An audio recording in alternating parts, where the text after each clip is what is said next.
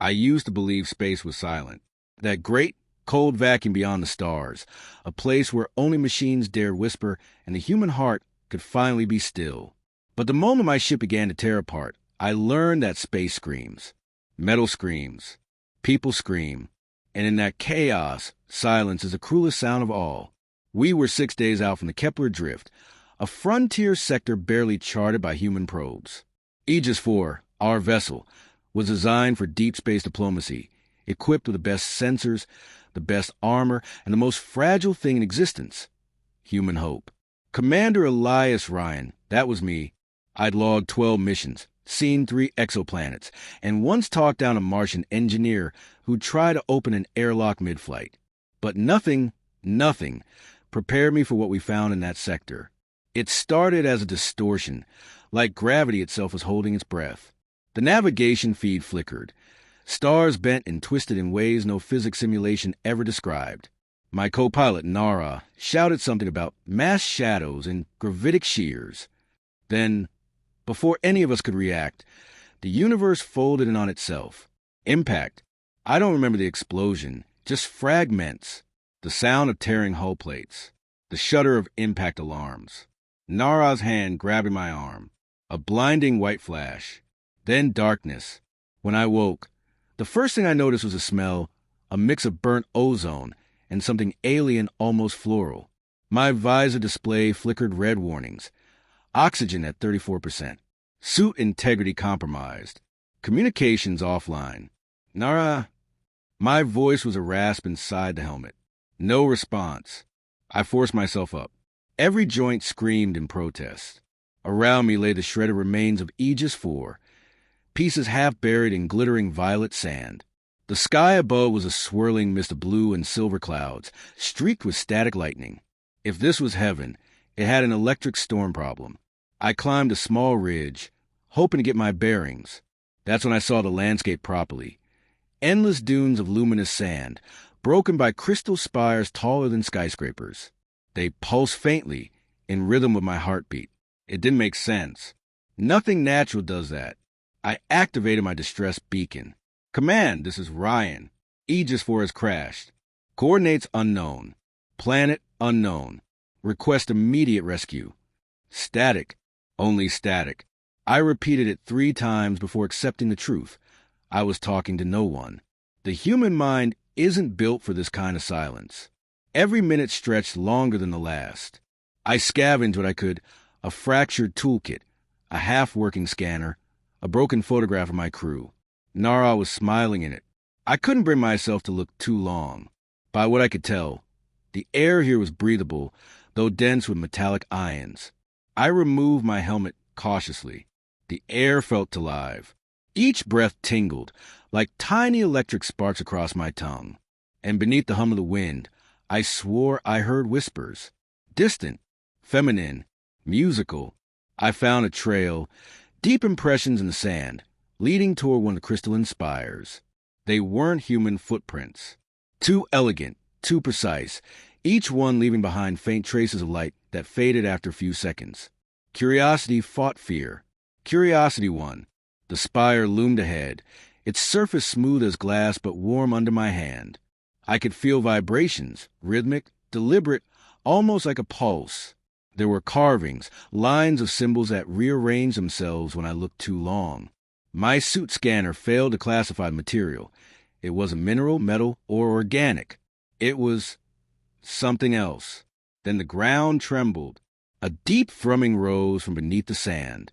The spire began to glow, veins of gold racing upward like liquid light. The air thickened with static, my hair standing on end. I stumbled back just as the sand split open around me, and from it emerged figures. Tall, lithe, armored in metallic fabrics that shimmered between violet and silver. Each carried a staff crown with a glowing orb. Their faces were partially hidden by ornate masks, their movements graceful but deliberate, too coordinated to be chance. Their eyes, those I could see, were luminous, shifting hues like molten silver and sapphire. I raised my hands instinctively. Don't shoot. I come in peace.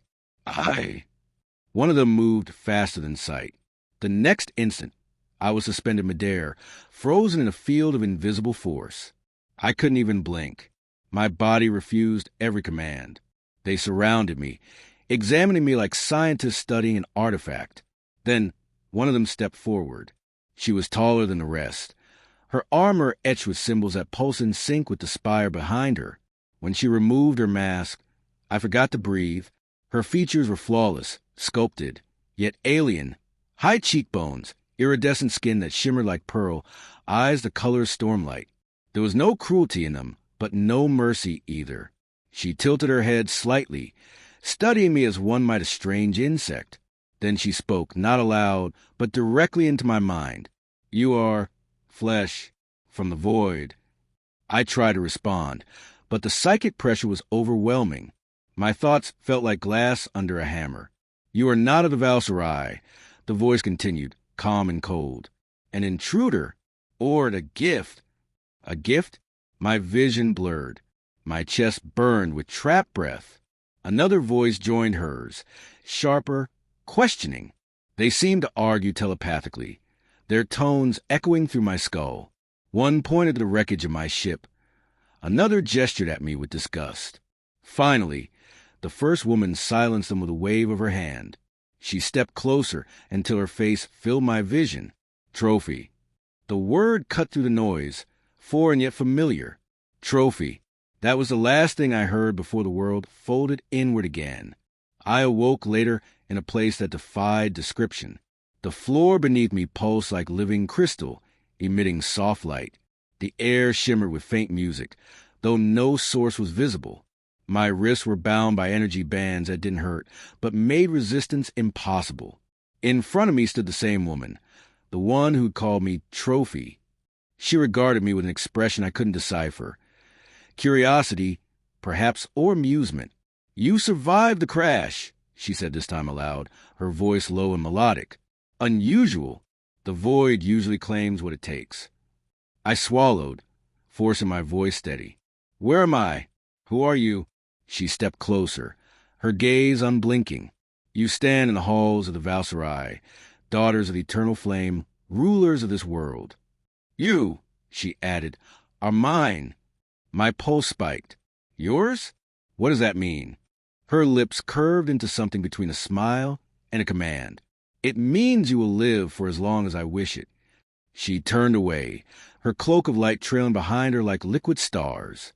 The others watched silently, their eyes glowing faintly as they studied me, not as a man, but as an artifact, an object, a possession. For the first time in my life, I felt smaller than I ever thought possible. Not because I was weak, but because to them, I wasn't human at all. And as I sat there, surrounded by creatures who moved like goddesses carved from light, I realized something terrifying. I was no longer an explorer, no longer a survivor, no longer even a man. I was a trophy. When I woke again, the world had changed color. Gone was the violet sand, the crash site, and the cold emptiness of the desert. Instead, I found myself in a chamber made of living light, every wall pulsing with faint energy, as if the structure itself were breathing. Above me, translucent vines glowed softly, their tips releasing motes of light that drifted like fireflies. The air was warm, perfumed with something floral yet metallic. My wrists were still bound, though not by chains. They floated a few inches from my skin, shimmering bands of light humming with restrained power. Every time I moved, the energy field tingled through my arms. Not painful, just a reminder, a leash made of beauty. And I wasn't alone. There were 3 of them, the Valkyrie I now knew.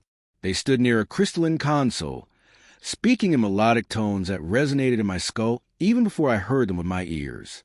It wasn't sound, it was thought given form. Their communication slipped directly into my mind, like someone whispering behind my eyes. "He wakes," said one. "The creature endures," replied another. "The queen will want to see him." The mention of a queen sent a chill down my spine. I didn't need to ask who they meant. I already knew. The woman from the crash site, the one who had looked into me and decided I was hers. They guided me through halls that defied all reason. Every surface shimmered like liquid glass, shifting colors with each step. The architecture felt alive, walls that moved subtly, breathing with the rhythm of unseen hearts. The ceiling arched high above, revealing a sky that didn't look like sky at all, swirling patterns of cosmic energy, as if the entire city floated within a nebula. We passed other Valkyrie. Each one stopped to look at me, their gazes sharp and curious. Some whispered through telepathic murmurs I couldn't quite grasp. Others laughed, soft, musical sounds that made me feel exposed in ways I couldn't describe. A few reached out to touch my shoulder or face, as if inspecting a rare artifact. I pulled back instinctively, which only seemed to amuse them more. "He reacts," one said in my mind. "He feels fear," said another. Such a delicate thing. They led me into what could only be described as a throne room, vast, circular, and illuminated by a massive floating crystal in the center. It pulsed with energy so intense that my vision blurred. Around it, tiers of platforms rose like steps to the heavens, each occupied by Valkyrie nobles adorned in radiant armor and shimmering robes. The air itself vibrated with psychic pressure, a collective consciousness, all focused on me. At the far end stood the queen, Orelise Vel. She was taller than the others, her presence radiating power. Her armor was woven with threads of starlight, and her eyes, those impossible silver-lit eyes, fixed on me with calm authority. When she spoke, it wasn't a voice that entered my ears. It was a resonance that filled the room, vibrating through every molecule of air. "Bring him forward." I tried to stand tall, but my knees betrayed me. 2 guards guided me, not roughly, but with the unyielding grace of beings who knew they could break me with a thought. Orally studied me in silence for a long time. Then she circled, her gaze dissecting every detail. The torn flight suit, the scar on my temple, the trembling in my hands. "So fragile," she murmured. "So small. And yet you cross the stars. Tell me, human, do you understand what you are?" I forced myself to meet her eyes. "I'm Commander Elias Ryan, United Earth Expeditionary Fleet. My ship is ash," she interrupted. "Your vessel lies broken across our sands. You are all that remains." Her words hit harder than I expected. I'd known it deep down, but hearing it said aloud by something so alien made it real in a way I wasn't ready for. "Why am I here?" I asked quietly. "What do you want from me?"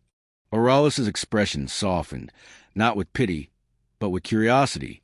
"You are here because you survived. Among the Valkyrie, survival is the first mark of worth. You fell from the heavens, burned through the void, and yet you live. That makes you interesting." "Interesting," I echoed. "To what end?" She stopped in front of me, close enough that I could feel the hum of energy radiating from her skin. "You will be preserved," she said, "a living emblem of conquest, a symbol to remind my people that the queen of the Valkyrie has claimed what no one else has, life from beyond the stars." My breath caught. "You're turning me into a display piece?" "A trophy," she corrected, the word rolling from her tongue with eerie elegance. "You should feel honored." "Honored?" I snapped, my fear breaking through. "You destroy my ship, kill my crew, and now you want to parade me around like some alien pet?" For a heartbeat, the chamber went completely silent. The psychic hum of the audience vanished. Every Valkyrie froze, their glowing eyes fixed on me. Oralis's gaze darkened, but there was no anger, only fascination. Then, slowly she smiled.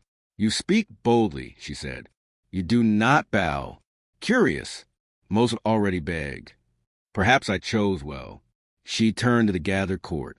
"Let it be known," she declared, her voice echoing like thunder inside my skull, "that this human, Elias Ryan, is mine by right of discovery. He shall be kept under my protection and displayed before the moons as a sign of my dominion. He is the trophy of Orelise Vel."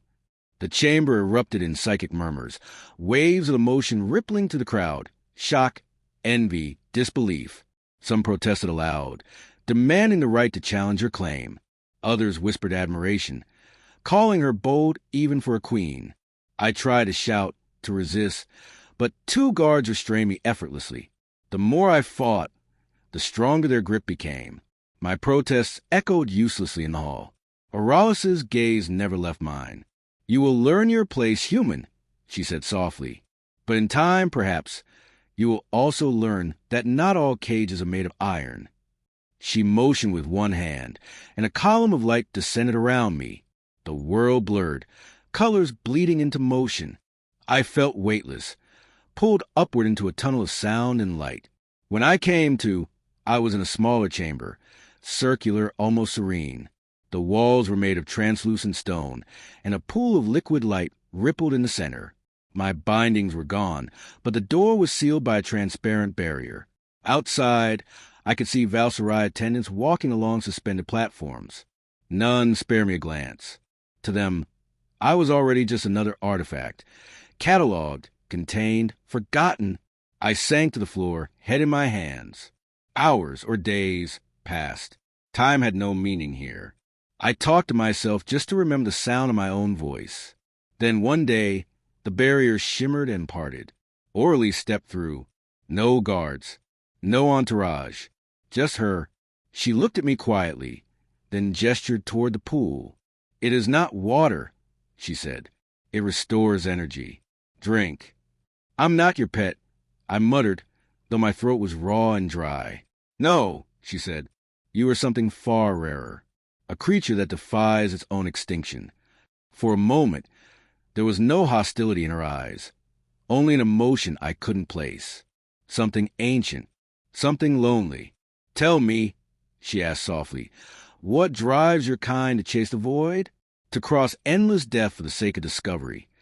I hesitated. Then quietly, "Because the unknown terrifies us, and we'd rather face it than let it haunt us forever. Time is strange here. There's no day or night, only the endless shimmer of light that breathes through the walls." I stopped counting hours. I measured time by her visits instead. Aurelise Vel, queen of the Valkyrie, conqueror of suns, and my captor. She came often now. At first, she observed me like a scientist studying a new species. But then her questions changed. They became softer, deeper. Less about what I was, more about why. The chamber of light. My cell had transformed. The floating restraints were gone, replaced by a living space that almost felt designed for me. A table of woven crystal, a resting platform shaped from soft plasma light, a projection window that showed a sky filled with 3 moons. Whether it was real or simulated, I never knew. Aurelise watched me through that illusion once. "You stare at the moons," she said. "Do you seek escape in them?" I shrugged. "Maybe just something that isn't walls." "There are no walls here," she said, her tone flat but not unkind. "Only boundaries you have not yet understood." That was the thing about her. She spoke like a philosopher wearing the armor of a god. A meeting of minds. Communication between us had become easier. The first few days, her psychic presence had overwhelmed me, a tidal wave crushing thought. But over time, she began to tune herself to me, adjusting her telepathic voice to something I could bear. We talked about everything. Earth's oceans, the sound of rain, the color of fire. She asked about laughter, what it felt like, why it existed. I tried to describe it, fumbling over words until she smiled faintly and said, "A sound born from imperfection. How very human." In return, she told me fragments of Valkyrie history. Once, her people had ruled thousands of worlds. Their empire was vast and eternal, until entropy claimed their men, their diversity, their vitality. Now they were an echo of their former selves, immortal, flawless, and hollow. They created trophies, monuments, and rituals to fill the void left by emotion. "We conquered everything," she said one day, her gaze distant, "and discovered there was nothing left worth feeling." I didn't know what to say, so I said nothing. Sometimes silence is the only answer big enough for the truth, the spark of empathy. Weeks or months passed. I no longer felt like a prisoner, but I wasn't free either. I was allowed to walk the inner halls of the palace, always under discreet watch. The Valkyrie servants treated me with polite fascination, though I could sense their disdain, like one might feel for a cherished pet that suddenly learned to speak. But among them, one thing had changed. Whispers. They began to speak of me, the trophée vivant, the human who conversed with the queen as an equal, The Valkyrie hierarchy ran on reverence. The queen was divine, unquestionable. Yet, by speaking to her without fear, I had created a crack, small, but spreading. Orleans noticed it too. They fear the change you represent, she told me one evening. They see weakness in me. They are not wrong. I turned to face her. You call empathy weakness? She hesitated, a rare thing for her. We were bred to rule, not to feel. Our creators removed the burden of emotion from our genome. But when I look at you, something returns. A memory that was never mine. Her eyes glowed faintly, silver light swirling with hints of blue. Tell me, Elias, is this corruption or evolution? I met her gaze. Maybe both. For the first time, she laughed, a low, melodic sound like distant wind chimes. The chamber lights brightened, responding to her mood as if the palace itself rejoiced. It was beautiful and terrifying, because in that moment I realized something. The queen of an empire was feeling again, and I was the cause. The fracture. That night, I woke to chaos. Psychic screams tore through the palace, shaking the walls. The sky beyond the window burned crimson. Orleans burst into my chamber, no longer composed and regal, but furious, her eyes blazing like twin suns. They move against me, she said. The high matrons claim I have been tainted. They demand I surrender you for judgment. What do you mean? I asked, already knowing the answer.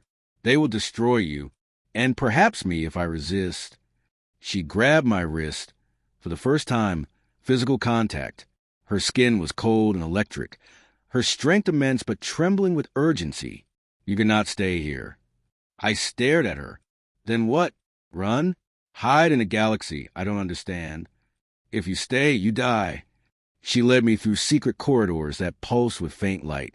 The palace was alive with alarms, psychic resonances like thunder. We reached a massive chamber lined with teleportation pylons.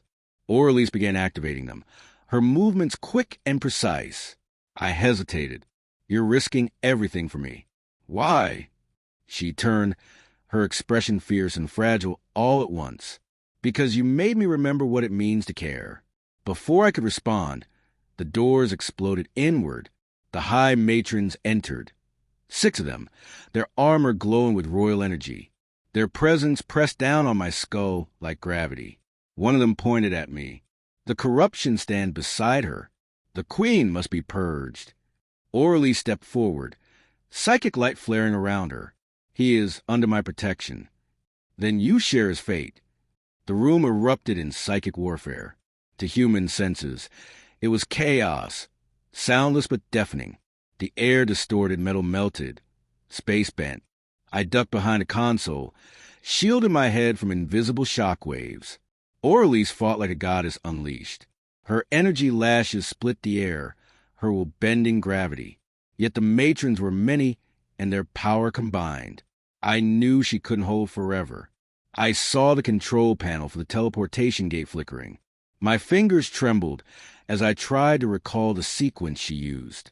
My hand hovered over the activation crystal. Then I looked back at her. She was losing, pushed to her knees by psychic force.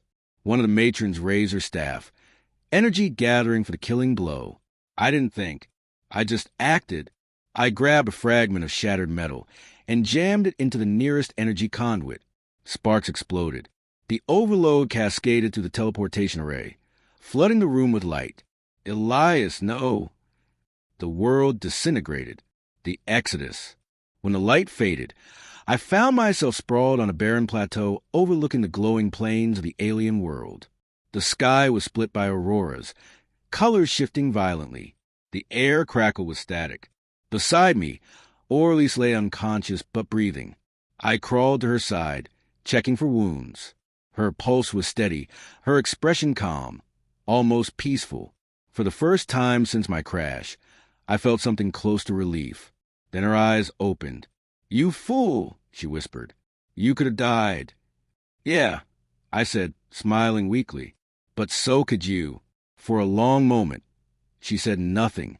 Then she reached out, her hand brushing mine, a simple human gesture. "You saved me." I guess that makes us even. She laughed softly, but there was sadness in it.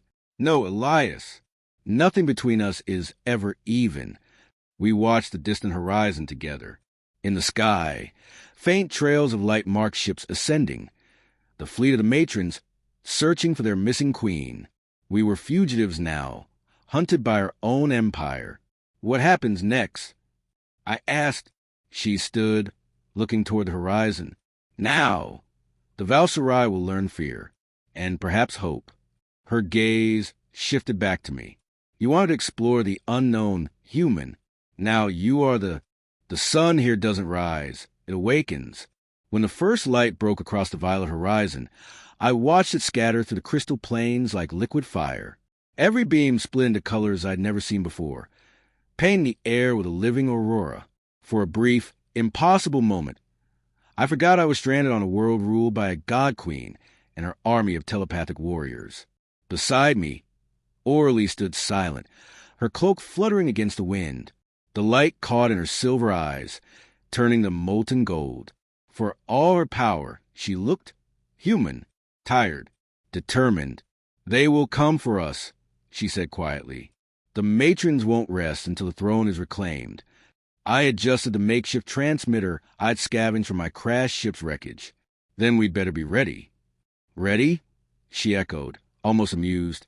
You would stand against a Valkyrie? Against a billion minds that move as one. I looked at her. You taught me something, remember? Fear doesn't stop us. It reminds us that we're alive. She smiled faintly, a trace of the queen she once was. Perhaps the void sent you to remind me. The outcasts. We found refuge among the exiles of Vel, a hidden enclave of Valkyrie who had long rejected the old empire's ways. They were different, less adorned, less regal, their psychic auras dimmed by choice rather than weakness. They lived in harmony with the strange life that covered the planet. Vines that sang, crystals that breathed, rivers that whispered. Their leader, Sahira Len, greeted us with cautious respect. The queen of conquest in exile, she said. The galaxy will tremble when it learns. Let it tremble, Aurelie replied. It has forgotten how. Sahira studied me, her expression unreadable. And this human, the living symbol of your downfall. No, Aurelie said before I could speak. He is the symbol of what we might become. The exiles accepted us, though whispers followed wherever we walked. To them, Aurelie was both savior and traitor, a monarch who dared to feel. To me, she was something else entirely, a bridge between two worlds that should never have met. The rising storm. Weeks passed. Together, we built something that resembled hope.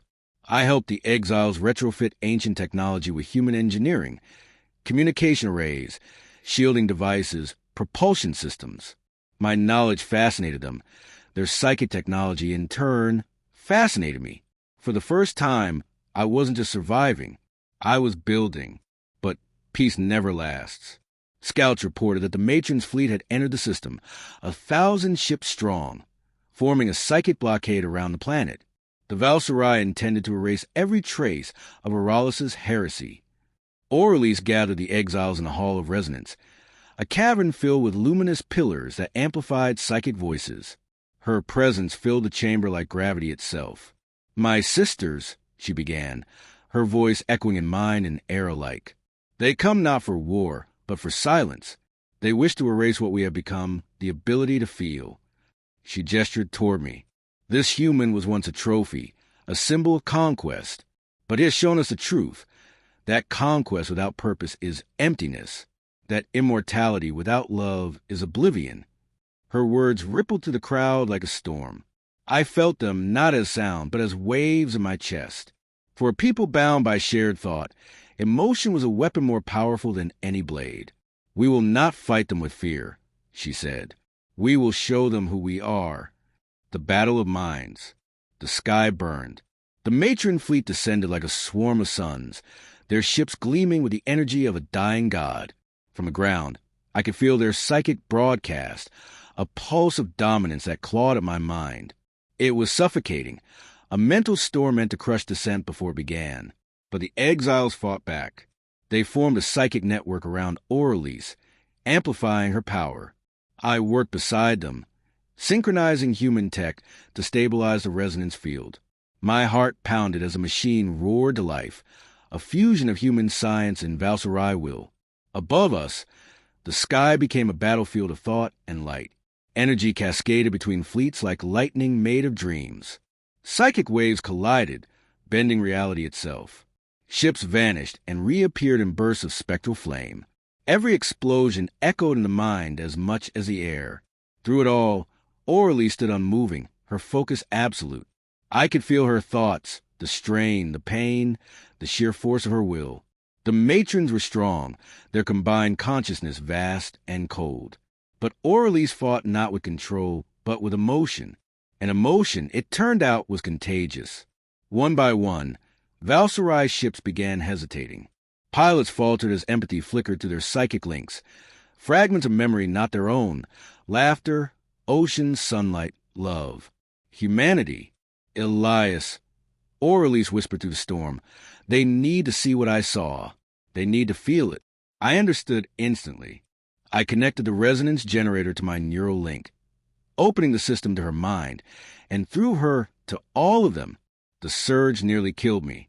A billion thoughts flooded in, terror, wonder, confusion. But woven through it all, Auralis's voice sang clear and strong.